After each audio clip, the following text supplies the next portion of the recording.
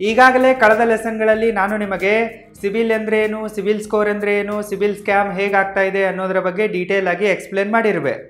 ನಿಮಗೇನಾದರೂ ಲೋನ್ ಬೇಕಪ್ಪ ಅಂತಂದರೆ ನೀವು ಗುಡ್ ಸಿಬಿಲ್ ಸ್ಕೋರನ್ನು ಮೇಂಟೈನ್ ಮಾಡಲೇಬೇಕಾಗತ್ತೆ. ಇದರಲ್ಲಿ ನಿಮಗೆ ಬೇರೆ ಆಪ್ಷನ್ಗಳಿಲ್ಲ. ಆದರೆ ನೀವು VIP ಪರ್ಸನ್ ಆಗಿದ್ದೀರಾ ಅಂತಂದರೆ ನೀವು ಇದರ ಬಗ್ಗೆ ಚಿಂತೆ ಮಾಡಬೇಕಾಗಿಲ್ಲ. You can ignore it. ನಿಮಗೆ ಲೋನ್ ಬೇಕಪ್ಪ ಅಂತಂದರೆ ಗುಡ್ ಸಿಬಿಲ್ ಸ್ಕೋರನ್ನು ಮೇಂಟೈನ್ ಮಾಡಲೇಬೇಕಾಗತ್ತೆ.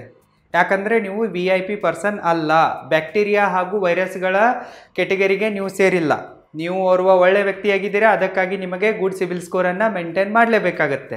ಅದಕ್ಕಾಗಿ ಇವತ್ತಿನ ಲೆಸನ್ದಲ್ಲಿ ನಾನು ನಿಮಗೆ ಸಿಬಿಲ್ ಸ್ಕೋರನ್ನು ಯಾವ ಫ್ಯಾಕ್ಟರ್ಗಳ ಆಧಾರದ ಮೇಲೆ ಕ್ಯಾಲ್ಕುಲೇಟ್ ಮಾಡ್ತಾರೆ ಮತ್ತು ನಿಮ್ಮ ಸಿಬಿಲ್ ಸ್ಕೋರನ್ನು ಇಂಪ್ರೂವ್ ಮಾಡಿಕೊಳ್ಳೋದು ಹೇಗೆ ಅನ್ನೋದನ್ನು ಹೇಳಿಕೊಡ್ತಾ ಇರುವೆ. First we will know how CIBIL score is calculated.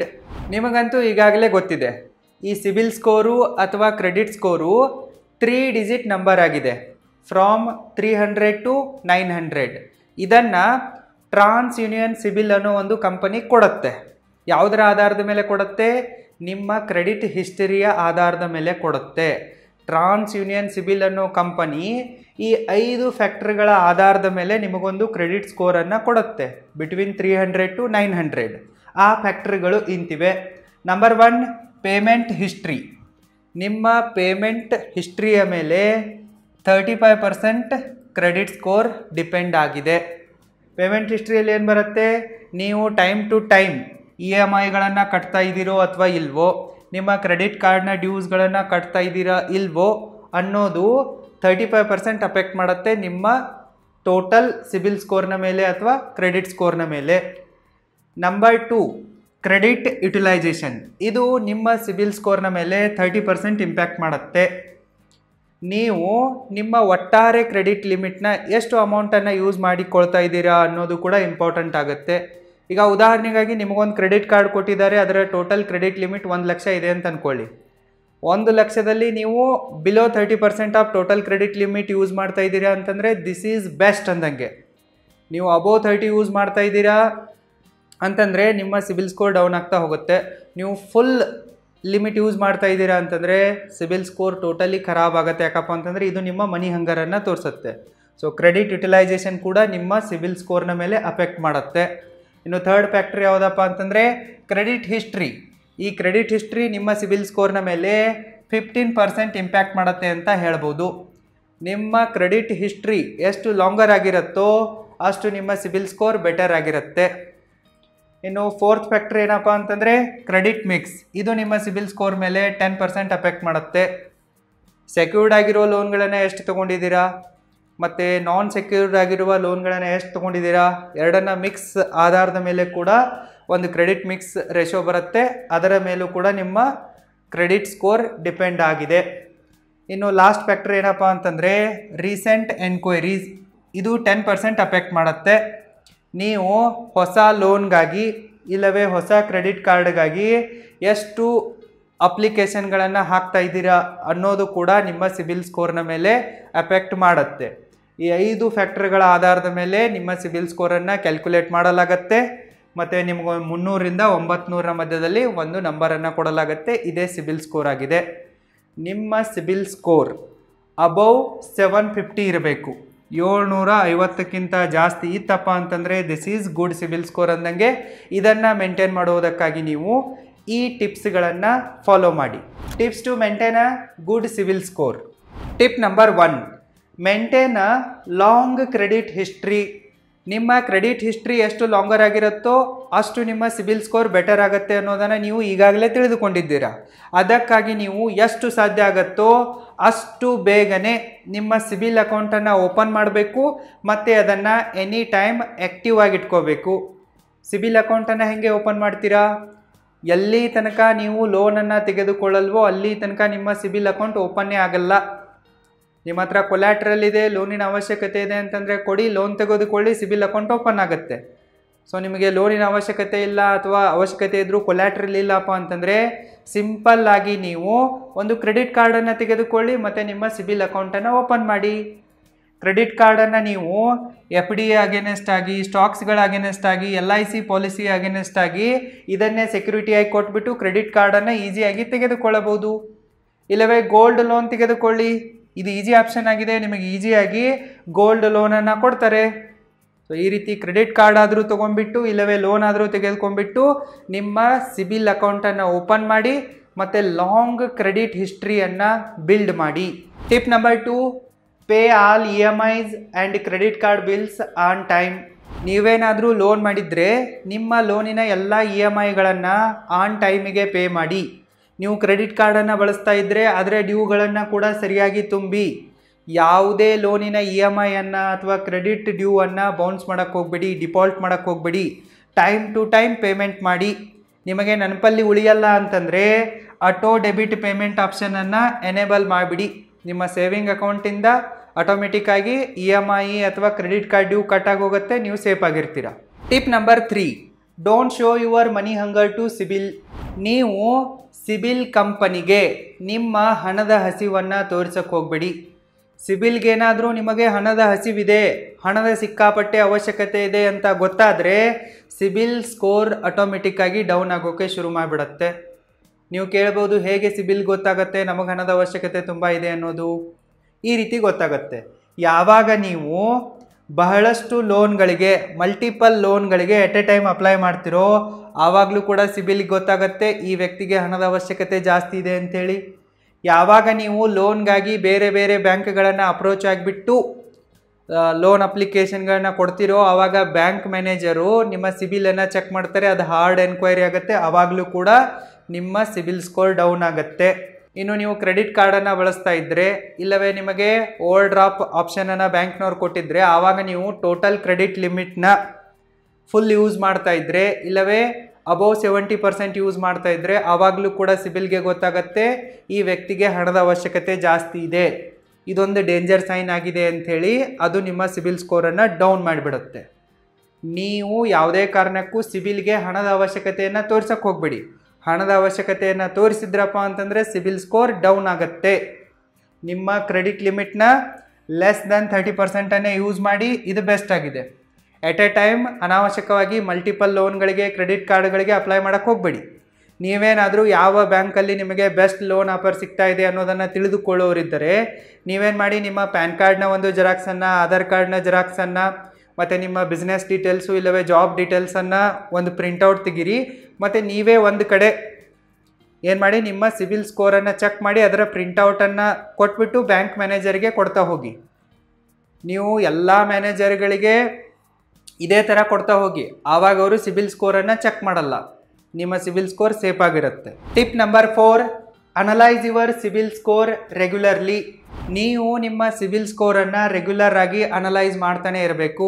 At least ನೀವು 2-3 ತಿಂಗಳಿಗಾದರೂ ನಿಮ್ಮ ಸಿಬಿಲ್ ಸ್ಕೋರನ್ನು ನೀವು ಚೆಕ್ ಮಾಡಬೇಕು. ನೀವು ಕ್ರೆಡಿಟ್ ಕಾರ್ಡ್ ಬಳಸ್ತಾ ಇದ್ದರೆ ಕ್ರೆಡಿಟ್ ಕಾರ್ಡ್ ಆ್ಯಪಲ್ಲಿ ನೋಡಿ ಚೆಕ್ ಮೈ ಸಿಬಿಲ್ ಅಂತ ಇರುತ್ತೆ, ಅಲ್ಲಿ ಕೂಡ ಪುಕ್ಸಟೆಯಾಗಿ ನೋಡ್ಬೋದು. ಇಲ್ಲ ನೀವು ನೆಟ್ ಬ್ಯಾಂಕಿಂಗಲ್ಲಿ ಕೂಡ ನೋಡೋಕೆ ಆಪ್ಷನ್ ಇದೆ. ಇಲ್ಲ ನೀವು ಸಿಬಿಲ್ ವೆಬ್ಸೈಟಲ್ಲಿ ನಿಮ್ಮ ಅಕೌಂಟನ್ನು ರೆಡಿ ಮಾಡಿ, ಅಲ್ಲಿಂದಲೂ ಕೂಡ ನೀವು ಸಿಬಿಲ್ ಸ್ಕೋರನ್ನು ಚೆಕ್ ಮಾಡ್ಕೋಬೋದು. ಸಿಬಿಲ್ ಸ್ಕೋರನ್ನು ಪದೇ ಪದೇ ಅನಲೈಸ್ ಮಾಡ್ತಾ ಇರಿ. ಒಂದು ವೇಳೆ ಅಲ್ಲಿ ನಿಮಗೆ ಯಾವುದಾದ್ರೂ ಮಿಸ್ಟೇಕ್ಗಳು ಕಂಡು ಬಂದರೆ, ನೀವು ಲೋನನ್ನು ಪೂರ್ತಿ ಪೇ ಮಾಡಿರ್ತೀರ ಆದರೂ ಕೂಡ ಬ್ಯಾಂಕ್ನವರು ಅಥವಾ ಫೈನಾನ್ಸ್ದವರು ಲೋನ್ ಕ್ಲೋಸ್ ಆಗಿದೆ ಅನ್ನೋದನ್ನು ಸಿಬಿಲ್ಗೆ ಅಪ್ಡೇಟ್ ಮಾಡಿರಲ್ಲ, ಅದನ್ನು ನೋಡಿ ಮತ್ತೆ ಅಪ್ಡೇಟ್ ಮಾಡೋಕ್ಕೆ ಹೇಳಿ. ಲೋನ್ ಕ್ಲೋಸ್ ಮಾಡಿರದೇ ಇದ್ದರೆ, ಮಿಸ್ಟೇಕ್ ಇದ್ದರೆ ಸಿಬಿಲ್ ವೆಬ್ಸೈಟಿಗೆ ವಿಸಿಟ್ ಮಾಡಿ, ಅಲ್ಲಿ ಆನ್ಲೈನ್ ಡಿಸ್ಪ್ಯೂಟ್ ರೈಸ್ ಮಾಡಿ ಮತ್ತು ಅದನ್ನು ಸರಿಪಡಿಸಿಕೊಳ್ಳಿ. Tip number 5, don't use your credit card limit fully. ನೀವೇನಾದರೂ ಕ್ರೆಡಿಟ್ ಕಾರ್ಡ್ ಹೋಲ್ಡರ್ ಆಗಿದ್ದರೆ ಕ್ರೆಡಿಟ್ ಕಾರ್ಡ್ ಲಿಮಿಟನ್ನು ಪೂರ್ತಿಯಾಗಿ ಯೂಸ್ ಮಾಡೋಕ್ಕೆ ಹೋಗಬೇಡಿ. ಅಪ್ ಟು 70% ತನಕ ನೀವು ಯೂಸ್ ಮಾಡ್ಬೋದು, ಆದರೆ 70% ಮೇಲೆ ಹೋಗೋಕ್ಕೆ ಹೋಗಬೇಡಿ. ಕ್ರೆಡಿಟ್ ಕಾರ್ಡ್ ಯುಟಿಲೈಸೇಷನ್ನ ಐಡಿಯಲ್ ಲಿಮಿಟ್ ಏನಪ್ಪ ಅಂತಂದರೆ ಲೆಸ್ ದ್ಯಾನ್ 30%. ನಿಮಗೀಗ 1 ಲಕ್ಷ ಲಿಮಿಟ್ ಇರುವ ಕ್ರೆಡಿಟ್ ಕಾರ್ಡ್ ಕೊಟ್ಟಿದ್ದಾರೆ ಅಂತ ಅಂದ್ಕೊಳ್ಳಿ, ಆವಾಗ ನೀವು ಬರೀ 30,000 ತನಕ ಯೂಸ್ ಮಾಡ್ತಾ ಇದ್ದರೆ ನಿಮ್ಮ ಸಿಬಿಲ್ ಸ್ಕೋರ್ ಬೆಸ್ಟ್ ಆಗಿರುತ್ತೆ. ಅಬೌವ್ 30 ಯೂಸ್ ಮಾಡಿ, ಆದರೆ 70 ತನಕ ಮಾತ್ರ ಯೂಸ್ ಮಾಡಿ. ಅಬೌವ್ 70 ಯೂಸ್ ಮಾಡೋಕ್ಕೆ ಹೋಗ್ಬಿಡಿ. ಅಬೌವ್ 70% ನೀವು ಯೂಸ್ ಮಾಡಿದರೆ ಅದು ನಿಮ್ಮ ಮನಿ ಹಂಗರನ್ನು ತೋರಿಸುತ್ತೆ. ಈ ವ್ಯಕ್ತಿಗೆ ಜಾಸ್ತಿ ದುಡ್ಡಿನ ಅವಶ್ಯಕತೆ ಬೀಳ್ತಾ ಇದೆ ಅಂತಂದರೆ ಈತ ಡೇಂಜರ್ ಝೋನ್ನಲ್ಲಿದ್ದಾನೆ, ಎನಿ ಟೈಮ್ ದಿವಾಳಿ ಆಗ್ಬೋದು ಅಂತ ಅನಿಸುತ್ತೆ. ಅದಕ್ಕಾಗಿ ನಿಮ್ಮ ಸಿಬಿಲ್ ಸ್ಕೋರ್ ಡೌನ್ ಆಗುತ್ತೆ. ನೀವೇನಾದರೂ ಅಪ್ ಟು 30% ಆಫ್ ಕ್ರೆಡಿಟ್ ಲಿಮಿಟನ್ನು ಯೂಸ್ ಮಾಡ್ತಾ ಇದ್ದರೆ ಇದು ನಿಮ್ಮ ಫೈನಾನ್ಷಿಯಲ್ ಡಿಸಿಪ್ಲಿನನ್ನು ತೋರಿಸುತ್ತೆ. ಇದರಿಂದ ನಿಮ್ಮ ಕ್ರೆಡಿಟ್ ಸ್ಕೋರ್ ಇಂಪ್ರೂವ್ ಆಗುತ್ತೆ. Tip number 6, avoid or stop joint loans and loan guarantees. ನಿಮಗೇನಾದರೂ ಜಾಯಿಂಟ್ ಲೋನ್ ಮಾಡಬೇಕು ಅಂತ ಅನಿಸಿದರೆ ಆ ಐಡಿಯಾವನ್ನು ಕ್ಯಾನ್ಸಲ್ ಮಾಡಿ. ಈಗಾಗಲೇ ನೀವು ಜಾಯಿಂಟ್ ಲೋನನ್ನು ಮಾಡಿದರೆ ಎಷ್ಟು ಸಾಧ್ಯ ಆಗುತ್ತೋ ಅದನ್ನು ಪೇ ಮಾಡಿ ಮತ್ತು ಜಾಯಿಂಟ್ ಲೋನನ್ನು ಬೇಗನೆ ಕ್ಲೋಸ್ ಮಾಡಿ. ನೀವು ಸರಿಯಾಗಿರ್ತೀರ, ಆದರೆ ನೀವು ಯಾರೊಂದಿಗೆ ಜಾಯಿಂಟ್ ಲೋನ್ ಮಾಡಿರ್ತೀರೋ ಅವರ ಇನ್ಕಮ್ನಲ್ಲಿ ಸ್ಟೆಬಿಲಿಟಿ ಇರದೇ ಇದ್ದರೆ, ಅವರೇನಾದರೂ ಮತ್ತೆ ಎಕ್ಸ್ಟ್ರಾ ಲೋನ್ಗಳನ್ನು ಮಾಡ್ಕೊಂಡ್ಬಿಟ್ರೆ, ಕ್ರೆಡಿಟ್ ಕಾರ್ಡನ್ನು ಸಿಕ್ಕಂಗೆ ಯೂಸ್ ಮಾಡ್ತಾ ಇದ್ದರೆ ಅದರ ಎಫೆಕ್ಟ್ ಕೂಡ ನಿಮ್ಮ ಸಿಬಿಲ್ ಸ್ಕೋರ್ ಮೇಲೆ ಆಗುತ್ತೆ. ಅದಕ್ಕಾಗಿ ಜಾಯಿಂಟ್ ಲೋನ್ಗಳನ್ನು ಮಾಡೋಕ್ಕೆ ಹೋಗಬೇಡಿ. ಮಾಡಿದರೆ ಅದನ್ನು ಬೇಗನೆ ಪೇ ಮಾಡಿ ಕ್ಲೋಸ್ ಮಾಡಿ. ಇನ್ನು ನೀವು ಸಿಕ್ಕವರಿಗೆಲ್ಲ ಲೋನ್ ಗ್ಯಾರಂಟಿ ಕೊಡೋಕ್ಕೆ ಹೋಗಬೇಡಿ. ಈಗ ನೀವು ಬ್ಯಾಂಕಿಗೆ ಯಾವುದಾದ್ರೂ ಕೆಲಸಕ್ಕೆ ಹೋಗಿರ್ತೀರಾ, ಯಾರಾದರೂ ಲೋನ್ ತೆಗೆದುಕೊಳ್ತಾ ಇರ್ತಾರೆ, ಅವ್ರಿಗೆ ಯಾರೂ ಗ್ಯಾರಂಟರ್ ಇರಲ್ಲ, ಬೇರೆ ಕಸ್ಟಮರ್ ನಿಂತಿರ್ತಾರೆ ಅಂಥೇಳಿ ಅಲ್ಲಿರುವ ಸಿಬ್ಬಂದಿ ಹೇಳ್ಬಿಡ್ತಾರೆ, ಪಾಪ ಇವ್ರಿಗೊಂದು ಸಹಿ ಮಾಡಿಬಿಡಿ ಲೋನ್ ಸಿಕ್ಬಿಡುತ್ತೆ. ಇಲ್ಲ ಅಲ್ಲಿರುವ ವ್ಯಕ್ತಿಗಳೇ ಕೇಳ್ತಾರೆ, ನಾನು ಲೋನ್ ತೊಗೊತಾ ಇದ್ದೀನಿ, ಯಾರೂ ಇಲ್ಲ, ಮನೇಲಿ ದೂರ ಇದೆ, ಸಹಿ ಮಾಡಿ ಅಂದ್ಬಿಡ್ತಾರೆ. ಸೊ ನೀವು ಆವಾಗ ಪ್ಯಾನ್ ಕಾರ್ಡ್ ಕೊಡ್ತೀರಾ, ಸಹಿ ಮಾಡಿಬಿಡ್ತೀರಾ, ಅಲ್ಲಿ ನಿಮ್ಮ ಹೆಸರು ಕೊಡುತ್ತೆ. ಸೊ ಆ ವ್ಯಕ್ತಿ ಏನಾದರೂ ಲೋನನ್ನು ಡಿಫಾಲ್ಟ್ ಮಾಡಿದರೆ ಅದರ ಎಫೆಕ್ಟ್ ಕೂಡ ನಿಮ್ಮ ಮೇಲಾಗತ್ತೆ. ಅವನು ಟೈಮ್ ಟು ಟೈಮ್ EMI ತುಂಬ್ತಾ ಇಲ್ಲ, ಏನೂ ಮಾಡ್ತಾ ಇಲ್ಲ. ಸೊ ಅದೂ ಕೂಡ ನಿಮ್ಮ ಸಿಬಿಲ್ ಸ್ಕೋರ್ ಮೇಲೆ ಎಫೆಕ್ಟ್ ಮಾಡುತ್ತೆ. ಅದಕ್ಕಾಗಿ ಸಿಕ್ಕವರಿಗೆಲ್ಲ ಲೋನ್ ಗ್ಯಾರಂಟರ್ ಆಗೋಕ್ಕೆ ಹೋಗಬೇಡಿ. ನಿಮಗೆ ಯಾರಾದರೂ ಪರ್ಸ್ನಲಿ ಬೇಕಾಗಿರುವ ವ್ಯಕ್ತಿ ಇದ್ದಾರೆ, ಬೆಸ್ಟ್ ಫ್ರೆಂಡ್ ಇದ್ದಾರೆ, ನಂಬಿಕಸ್ಥರಿದ್ದಾರೆ ಅಂತಂದರೆ ಕೊಡಿ. ಅನಾವಶ್ಯಕವಾಗಿ ಅನ್ನೋನ್ ವ್ಯಕ್ತಿಗಳಿಗೆ ಲೋನ್ ಗ್ಯಾರಂಟಿಯನ್ನು ಕೊಡೋಕ್ಕೆ ಹೋಗಬೇಡಿ. ಇದು ನಿಮ್ಮ ಸಿಬಿಲ್ನ ಮೇಲೆ ನೆಗೆಟಿವ್ ಎಫೆಕ್ಟ್ ಮಾಡುತ್ತೆ. Tip number 7, no EMI payment by cash. ನೀವೇನಾದರೂ ನಿಮ್ಮ ಸಿಬಿಲ್ ಸ್ಕೋರನ್ನು ಬೇಗನೆ ಇಂಪ್ರೂವ್ ಮಾಡಬೇಕು ಅಂತ ಅಂದ್ಕೊಂಡಿದ್ರೆ ನಿಮ್ಮ ಲೋನಿನ EMIಯನ್ನು ಕ್ಯಾಶಲ್ಲಿ ತುಂಬಕ್ಕೆ ಹೋಗಬೇಡಿ. No cash deposit or no cash EMI. ನೀವೇನು EMI ಕಟ್ಟೋದಿದೇನೋ ಅದನ್ನೆಲ್ಲವನ್ನು ಆನ್ಲೈನ್ನಿಂದಲೇ ಕಟ್ಟಿ. ನೆಟ್ ಬ್ಯಾಂಕಿಂಗನ್ನು ನೀವು ಓಪನ್ ಮಾಡಿರದೇ ಇದ್ದರೆ ನೆಟ್ ಬ್ಯಾಂಕಿಂಗನ್ನು ಓಪನ್ ಮಾಡಿ, ಅಲ್ಲಿಂದ ನೀವು EMIಯನ್ನು ಪೇ ಮಾಡಿ. ಇಲ್ಲವೇ ನಿಮ್ಮ ಸೇವಿಂಗ್ ಅಕೌಂಟಲ್ಲಿ ಲೋನ್ನ EMIಯನ್ನು ಆಟೋ ಡೆಬಿಟ್ ಆಪ್ಷನ್ ಕೊಟ್ಬಿಡಿ. ಅದು ಕೂಡ ಆನ್ಲೈನಲ್ಲಿ ಪೇಮೆಂಟ್ ಆದಂಗೆ ಆಗುತ್ತೆ. ನೀವು ಎಷ್ಟು ಆನ್ಲೈನ್ ಟ್ರಾನ್ಸಾಕ್ಷನ್ಗಳನ್ನು ಮಾಡುವ ಮೂಲಕ ಅಲ್ಲಿ ಪೇಮೆಂಟ್ ಮಾಡ್ತಿರೋ ಅಷ್ಟು ಬೇಗನೆ ಸಿಬಿಲ್ ಸ್ಕೋರ್ ಅಪ್ಡೇಟ್ ಆಗ್ತಾ ಹೋಗುತ್ತೆ, ಅಷ್ಟು ಬೇಗನೆ ಇಂಪ್ರೂವ್ ಆಗ್ತಾ ಹೋಗುತ್ತೆ. ನೀವು ಕ್ಯಾಶಲ್ಲಿ ಪೇ ಮಾಡಿದಾಗ ಅಲ್ಲಿರುವ ಬ್ಯಾಂಕಿನ ಸಿಬ್ಬಂದಿ ಅದನ್ನು ಮೆನ್ಷನ್ ಮಾಡಬೇಕು. ಸಿಬಿಲ್ ವೆಬ್ಸೈಟಿಗೆ ಅವ್ರದ್ದೊಂದು ಪೋರ್ಟಲ್ ಇಂಟರ್ ಕನೆಕ್ಷನ್ ಇರುತ್ತೆ. ಈ ವ್ಯಕ್ತಿ ಟೈಮ್ ಟು ಟೈಮ್ ತನ್ನ EMIಯನ್ನು ಕಟ್ತಾ ಇದ್ದಾನೆ ಅನ್ನೋದನ್ನು ಪ್ರತಿ ತಿಂಗಳು ಮೆನ್ಷನ್ ಮಾಡಬೇಕು. ಅವ್ರು ಮೆನ್ಷನ್ ಮಾಡೋದನ್ನು ಮರೆತು ಬಿಟ್ಟರೆ ಅದು ನಿಮ್ಮ ಸಿಬಿಲ್ ಸ್ಕೋರಲ್ಲಿ ಅಪ್ಡೇಟ್ ಆಗೋಕ್ಕೆ ಲೇಟ್ ಆಗುತ್ತೆ. ಮತ್ತು ನೀವು ನಿಮ್ಮ ಸಿಬಿಲ್ ಸ್ಕೋರನ್ನು ಅನಲೈಸೇ ಮಾಡದೇ ಇದ್ದರೆ ಆವಾಗಲೂ ಲೇಟ್ ಆಗುತ್ತೆ. ಅದಕ್ಕಾಗಿ ಆನ್ಲೈನಲ್ಲೇ ಪೇ ಮಾಡಿ. Tip number 8, never settle down or write up any loan and credit card bills. ನೀವು ಯಾವುದೇ ಕಾರಣಕ್ಕೂ ಯಾವುದೇ ಒಂದು ಲೋನನ್ನು ಸೆಟಲ್ ಡೌನ್ ಮಾಡೋಕ್ಕೂ ಹೋಗಬೇಡಿ, ರೈಟ್ ಅಪ್ ಮಾಡೋಕ್ಕೂ ಹೋಗಬೇಡಿ. ಮತ್ತು ಕ್ರೆಡಿಟ್ ಕಾರ್ಡ್ ಬಿಲ್ಸ್ಗಳನ್ನು ಕೂಡ ಮುಳುಗಿಸೋಕೆ ಹೋಗಬೇಡಿ, ಡಿಫಾಲ್ಟರ್ ಆಗಬೇಡಿ. ಒಂದು ವೇಳೆ ನೀವೇನಾದರೂ ಯಾವುದಾದ್ರೂ ಒಂದು ಲೋನನ್ನು ರೈಟ್ ಅಪ್ ಮಾಡಿಸಿದರೆ, ಸೆಟಲ್ ಡೌನ್ ಮಾಡಿಸಿದರೆ, ಕ್ರೆಡಿಟ್ ಕಾರ್ಡನ್ನು ತೊಗೊಂಡ್ಬಿಟ್ಟು ಸಿಕ್ಕಾಪಟ್ಟೆ ಯೂಸ್ ಮಾಡಿ ಅದನ್ನು ಡಿಫಾಲ್ಟ್ ಮಾಡಿ ಮುಳುಗಿಸ್ಬಿಟ್ರೆ ಅದು ನಿಮ್ಮ ಸಿಬಿಲ್ ಸ್ಕೋರಲ್ಲಿ ಪರ್ಮನೆಂಟಾಗಿ ತೋರಿಸ್ತಾ ಇರುತ್ತೆ. ನಿಮ್ಮ ಲೈಫಲ್ಲಿ ಅದೊಂದು ಕಳಂಕ ಅಂದಂಗಿರುತ್ತೆ. ನಿಮ್ಮ ಹಣೆ ಮೇಲೆ ಬರ್ದಂಗೆ ಆಗಿಬಿಡತ್ತೆ ಅದು, ಈತ ದಿವಾಳಿ ಆಗಿದ್ದಾನೆ. ಮುಂದಿನ ಸಲ ಲೋನ್ ತೆಗೆದುಕೊಳ್ಳೋಕೆ ಹೋದಾಗ ನಿಮಗೆ ಲೋನ್ ಸಿಗಲ್ಲ. ನೀವು ಲೋನನ್ನು ಡಿಫಾಲ್ಟ್ ಮಾಡೋದ್ರಿಂದ, ಸೆಟಲ್ ಡೌನ್ ಮಾಡೋದ್ರಿಂದ, ರೈಟ್ ಅಪ್ ಮಾಡೋದ್ರಿಂದ, ಕ್ರೆಡಿಟ್ ಕಾರ್ಡ್ ಡ್ಯೂಗಳನ್ನೆಲ್ಲ ಬೌನ್ಸ್ ಮಾಡೋದ್ರಿಂದ ನಿಮ್ಮ ಸಿಬಿಲ್ ಸ್ಕೋರ್ ಅಂತೂ ಹಳ್ಳ ಹಿಡ್ದೇ ಹಿಡಿಯುತ್ತೆ, ಡೌನ್ ಆಗೇ ಆಗತ್ತೆ. ನೆಕ್ಸ್ಟ್ ಟೈಮ್ ನಿಮಗೆ ಲೋನ್ ಕೂಡ ಸಿಗಲ್ಲ. ಅದಕ್ಕಾಗಿ ಈ ರೀತಿ ಮಾಡೋಕ್ಕೆ ಹೋಗಬೇಡಿ. Tip number 9, don't trouble or blackmail while repaying your loan and EMI. ನಮ್ಮ ಜನ ಹೆಂಗಿದಾರಪ್ಪ ಅಂತಂದರೆ ಯಾವಾಗ ಹಣದ ಅವಶ್ಯಕತೆ ಇರುತ್ತೋ ಆವಾಗ ಬೆಕ್ಕಿನ ಥರ ಬಂದಿರ್ತಾರೆ. ಮುಖ ಸಣ್ಣದು ಮಾಡಿಕೊಂಡು ನಮಸ್ಕಾರ ಚಮತ್ಕಾರಗಳನ್ನು ಮಾಡಿಕೊಂಡು ನಮಗೆ ದುಡ್ಡಿನ ಅವಶ್ಯಕತೆ ಇದೆ, ಲೋನ್ ಕೊಡಿ ಅಂತೇಳಿ ಕೇಳಕ್ಕೆ ಬಂದಿರ್ತಾರೆ. ಯಾವಾಗ ಅವ್ರಿಗೆ ದುಡ್ಡು ಸಿಗತ್ತೋ, ಅವಶ್ಯಕತೆ ಈಡೇರುತ್ತೋ ಆವಾಗ ಇವರು ಹುಲಿ ಆಗಿಬಿಡ್ತಾರೆ. ನಾವು ಕೊಟ್ಟಿರುವ ಲೋನನ್ನು ನಾವೇ ಕೇಳಿದರೆ ಇವರು ನಮಗೇ ಬೈತಾರೆ. ಜನ ಬ್ಯಾಂಕಿನೊಂದಿಗೂ ಕೂಡ ಇದೇ ಥರ ಬಿಹೇವ್ ಮಾಡ್ತಾರೆ. ನೀವು ಲೋನ್ ತೆಗೆದುಕೊಂಡಿದ್ದರೆ ಬ್ಯಾಂಕಿಗೆ ಟೈಮ್ ಟು ಟೈಮ್ EMIಯನ್ನು ಪೇ ಮಾಡಿ. ನೀವು EMI ಕಟ್ಟೋಕ್ಕಾಗದೇ ಇದ್ದರೆ ಅಟ್ಲೀಸ್ಟ್ ಮಿನಿಮಮ್ ಡ್ಯೂವನ್ನಾದರೂ ಪೇ ಮಾಡಿ. ನಿಮಗೆ ತುಂಬಕ್ಕಾಗಲ್ವಾ, ಹಣದ ಎಮರ್ಜೆನ್ಸಿ ಇದೆನಾ, ನಿಮಗೆ ಸ್ಯಾಲ್ರಿ ಬಂದಿಲ್ವಾ, ಬಿಸ್ನೆಸ್ಸಲ್ಲಿ ಲಾಸ್ ಆಗಿದೆನಾ, ಅದೇನೇ ಇರಲಿ, ಇದ್ದದ್ದನ್ನು ಇದ್ದಂಗೆ ಬ್ಯಾಂಕಿನ ಲೋನ್ ರಿಕವರಿ ಏಜೆಂಟ್ಗಳಿಗೆ ಹೇಳಿ. ಸುಳ್ಳು ಹೇಳಕ್ಕೆ ಹೋಗಬೇಡಿ. ನಾಳೆ ಕೊಡ್ತೀನಿ, ನಾಡ್ದು ಕೊಡ್ತೀನಿ, ಒಂದು ವಾರ ಬಿಟ್ಟು ಕೊಡ್ತೀನಿ, ಈ ರೀತಿ ಹೇಳಕ್ಕೆ ಹೋಗಬೇಡಿ. ನಿಮಗೆ ಗೊತ್ತಿದೆಯಲ್ಲ ಸದ್ಯಕ್ಕೆ ನನ್ನ ಹತ್ರ ಹಣ ಇಲ್ಲ, ಒಂದೆರಡು ತಿಂಗಳು ಹಣ ಬರೋಕ್ಕೂ ಸಾಧ್ಯ ಇಲ್ಲ ಅನ್ನೋದು ನಿಮಗೆ ಚೆನ್ನಾಗಿ ಗೊತ್ತಿದೆಯಲ್ಲ. ಆವಾಗ ಬ್ಯಾಂಕ್ನವರು ನಿಮ್ಮ ಮನೆಗೆ ಬರೋದಕ್ಕಿಂತ ಮುಂಚೆ ನೀವೇ ಬ್ಯಾಂಕಿಗೆ ಹೋಗಿ. ಮ್ಯಾನೇಜರ್ ಹತ್ರ ಮಾತಾಡಿ, ನೋಡಿ ಸರ್ ನಾನು ಈ ಥರ ಲೋನ್ ತೆಗೆದುಕೊಂಡಿದ್ದೆ, ಮುಂಚೆ ಇಲ್ಲಿ ತನಕ ಇಷ್ಟು EMIಗಳನ್ನು ಪೇ ಮಾಡಿರುವೆ, ಬಟ್ ಸ್ಯಾಡ್ಲಿ ನನಗೆ ಈ ಥರ ಒಂದು ಪ್ರಾಬ್ಲಮ್ ಆಗಿದೆ, ಅದಕ್ಕಾಗಿ ನನಗೆ 2-3 EMIಗಳನ್ನು ಕಟ್ಟಕ್ಕಾಗಲ್ಲ, ಈ 3 EMI ಅಂತೂ ಬೌನ್ಸ್ ಆಗೋದೇ ಇದೆ, ಕಟ್ಟಕ್ಕಾಗಲ್ಲ, ಅದಕ್ಕಾಗಿ ಇದಕ್ಕೆ ಎಷ್ಟು ನೀವು ಪೆನಾಲ್ಟಿ ಹಾಕ್ತಿರೋ ಹಾಕಿ ನೆಕ್ಸ್ಟ್ ನಾನು ಈ ಸಮಸ್ಯೆಯಿಂದ ಹೊರ ಬರ್ತೀನಿ 2-3 ತಿಂಗಳಲ್ಲಿ ಮತ್ತೆ ಕಟ್ತೀನಿ ಅಂಥೇಳಿ. ಈ ರೀತಿ ಒಂದು ಹೆಲ್ದಿ ವೇನಲ್ಲಿ ಟ್ರಾನ್ಸ್ಪರೆಂಟಾಗಿ ಬ್ಯಾಂಕಿನ ಏಜೆಂಟ್ರೊಂದಿಗೆ ಮ್ಯಾನೇಜರೊಂದಿಗೆ ಡಿಸ್ಕಸ್ ಮಾಡಿ. ಅದನ್ನು ಬಿಟ್ಟು ಬ್ಯಾಂಕ್ನವ್ರು ನಿಮಗೆ ಕಾಲ್ ಮಾಡ್ತಾ ಇರ್ತಾರೆ, ಅವಾಗ ಸ್ವಿಚ್ ಆಫ್ ಮಾಡಿಬಿಡೋದು, ಇಲ್ಲವೇ ಬ್ಯಾಂಕಿನ ಏಜೆಂಟ್ರ ನಂಬರನ್ನು ಬ್ಲಾಕ್ ಲಿಸ್ಟಿಗೆ ಹಾಕಿಬಿಡೋದು, ಕದ್ದು ಮುಚ್ಚಿ ಓಡಾಡೋದು, ಈ ಥರ ಮಾಡೋಕ್ಕೆ ಹೋಗ್ಬೇಡಿ. ಅವರನ್ನೇ ಹೆದರಿಸೋದು, ಲೋನನ್ನು ವಾಪಸ್ ಕಟ್ಟೋಕ್ಕೆ ಪ್ರಾಬ್ಲಮ್ ಕೊಡೋದು, ಈ ರೀತಿ ಮಾಡಬೇಡಿ. ನೀವು ಈ ರೀತಿ ಮಾಡಿದರೆ ಖಂಡಿತವಾಗಿಯೂ ನಿಮ್ಮ ಸಿಬಿಲ್ ಸ್ಕೋರನ್ನು ಡೌನ್ ಮಾಡ್ಕೊತೀರಾ. ಜೊತೆಗೆ ಬ್ಯಾಂಕಿನವರು ನಿಮ್ಮ ಸಿಬಿಲ್ ರಿಪೋರ್ಟಲ್ಲಿ ಅಪ್ಡೇಟ್ ಮಾಡಿಬಿಡ್ತಾರೆ, ದಿಸ್ ಈಸ್ ಅ ಕಿರಿಕಿರಿ ಕಸ್ಟಮರ್ ಅಂಥೇಳಿ. ಆವಾಗ ನಿಮಗೆ ಜೀವನದಲ್ಲಿ ನಿಮಗೂ ಯಾರೂ ಲೋನ್ ಕೊಡಲ್ಲ, ನಿಮ್ಮ ಮುಂದೆ ಮಕ್ಕಳಿಗೂ ಕೂಡ ಸಿಗೋ ಡೌಟ್ ಆಗಿಬಿಡುತ್ತೆ. ಅದಕ್ಕಾಗಿ ಈ ರೀತಿ ಮಾಡೋಕ್ಕೆ ಹೋಗಬೇಡಿ. ಬ್ಯಾಂಕಿನ ಸಿಬ್ಬಂದಿಗಳನ್ನು ಹೆದರಿಸಕ್ಕೆ ಹೋಗಬೇಡಿ.